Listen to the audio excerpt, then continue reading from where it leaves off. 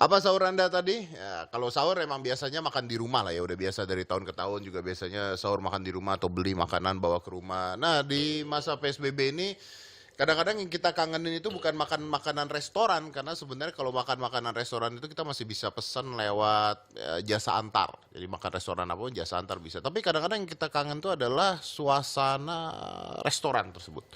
Dimana kan kalau Anda makan di restoran suasananya beda gitu ya. Nah ini ada jasa untuk membawa makanannya, terus servisnya juga, perilaku restorannya datang ke rumah. Depan gua ada Jeffrey pribadi, lu menyediakan jasa membawa restoran ke rumah. Iya, betul. Gitu dong. Betul, betul. Bukan makanannya dong.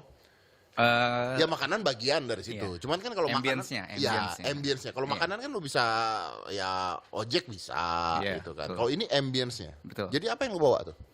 Jadi awalnya nih karena PSBB betul ya, kita terinspirasi dengan customer mungkin yang kangen suasana restoran, tapi nggak bisa keluar karena PSBB. Jadi kita lahirkan konsep namanya barbecue at home. Barbecue at home. Iya, karena Oh. kita restoran Korea namanya brandnya Magal, kita terkenal untuk barbeque-nya. Tapi sekarang banyak ya kayaknya yang melakukan itu ya. Karena gue juga ada beberapa restoran yang menghubungin gue untuk melakukan hal tersebut kan. Sekarang itu jadi salah satu penyelamat untuk restoran, betul nggak Iya, sih? jadi customer punya behavior untuk makan ya, lifestyle-nya sudah berubah gara-gara PSBB ini. Mereka akhirnya memilih mungkin lebih comfort makan di rumah, mendatangkan restorannya ke Ke rumah. ya, betul. Which actually kan mengeluarkan cost yang lebih besar buat mereka ya, harusnya ya.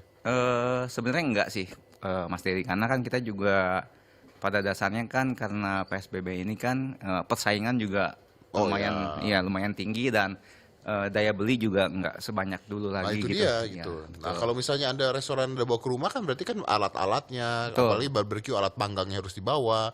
Berarti kan ada extra cost dong bro. Betul. Nah. Tapi extra cost itu masih bisa kita akomodir. Dalam arti masih mendapatkan income yang cukup. Masih bisa. Iya, bisa. Tapi lebih mahal dong tetap dibandingkan makan di restorannya dengan menu yang sama. Tidak, kita malah itu malah salah satu keunggulan kita. Kita berikan harga hanya kena minimum cas saja. Boleh saya sebut nominalnya? Boleh, boleh. Iya, minimum casnya 500.000. 500.000. Mereka sudah bisa pesan gitu. 500.000 itu kalau 500.000 itu biasanya untuk berapa orang? 2 orang ya. Dua orang Iya, ya? karena Oke. satu orang makan di Magal kurang lebih 200.000 per pack. Sekitar segitulah ya, Iya. sekitar segitu. Berarti ini ada menu-menunya sendiri. Menunya sama. Jadi kan seperti saya bilang membawa ambience ke restoran ke rumah. Heeh. Jadi menunya menu yang di restoran Bisa dipesan. bisa dipesan, Gua misalnya mau daging A, daging B gitu. bisa. Dan peralatannya juga kita bawa. Jadi si customer yang memesan ini tidak perlu pusing cuci piring setelah itu gitu loh. Oh gitu. Jadi semua peralatan Sendok, garpu? Sumpit sampai ke piring makannya pun dari Kecuali meja lah ya. kecuali meja. Meja lah ya. Pelayannya gimana? Kita ada 2 konsep. Heeh. Jadi satu konsep itu self cooking. Self cooking. Jadi bisa dilihat di Instagram kita, ada kita ajarin cara masaknya. Ah. Yang kedua ada flying cook. Jadi flying cook itu kita kirim tim untuk masak ke sana. Untuk masak ke sana. Iya. Nah, kalau ini ada extra cost. Per flying cook hanya 50.000. Murah dong berarti dong. Iya. Oh. Betul. Dan ini udah berjalan berapa lama? Dari sejak PSBB ini mulai ya, mungkin awal April ya. Is it work? So far ya boleh dibilang bagus, Mas Dedi, meningkat terus mulai Tidak stabil. sebaik restoran buka lah tapi kan. Betul. Kita kalau ngomong omset drop masih tetap 50%. Belum bisa dibandingkan Iya. lah itu ya. Tapi masih bisa survive lah Survive, intinya masih ya. bisa survive. Ya karena mau gimana lagi ya bro, maksudnya Betul. memang nggak bisa apa-apa. Gue punya tempat gym ya begitu, sama aja tutup. Malah nggak bisa tuh ngirim orang ke latihan di rumah mungkin agak sulit juga. Iya. Tapi ya intinya harus survive dan salah satu idenya adalah mendatangkan ke rumah intinya begitu.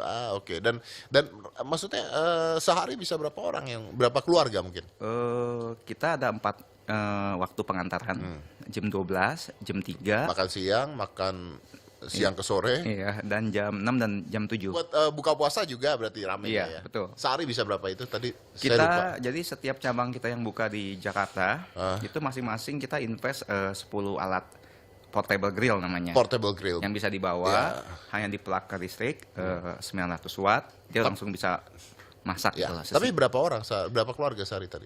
Sehari bisa sampai kita ngelayanin 19 keluarga. 19 keluarga. Iya. Dari semua restoran tuh ya. Enggak, dari satu aja. Oh, that's Ya, Oh. during the weekend ya, normally ya.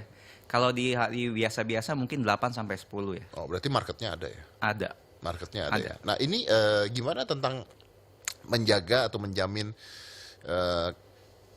menjamin kesehatannya? Iya. Nah, jadi sama ketika kita mencari inspirasi untuk supaya bisa survive di PSBB ini, kita concern awalnya itu adalah masalah hygiene dan steril. Pasti. Karena orang akan lebih pikirkan Itu tentang dulu. itu dulu. Jadi kita tim sendiri kita kurangin kan memang kan karena PSBB ini. Dengan tim yang ada kita rutin lakukan yang namanya rapid test 3 hari sekali internally. Internally. Terus SOP-nya mereka yang misalnya customer-nya pesen flying cook, kita sebelum berangkat mereka itu kita kasih kayak termometer dulu. Kita capture foto termometernya muncul angkanya, kita kirimin ke si customer.